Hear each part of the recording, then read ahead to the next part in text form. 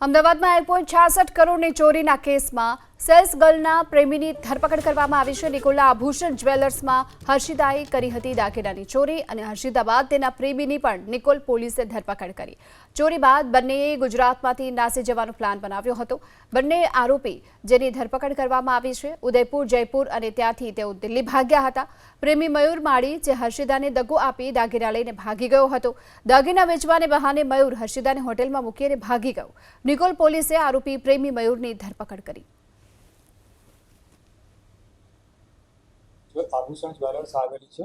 આ જ્વેલર્સમાંથી ત્યાં જ કામ કરતી એક હર્ષિદા શેટ્ટી નામની જે યુવતી છે એ યુવતી ત્યાંથી સોનાના દાગીના ચોરીને ભાગી ગઈ હતી, જેમાં નિકોલ પોલીસ સ્ટેશનમાં એક ગુનો દાખલ કરવામાં આવ્યો હતો।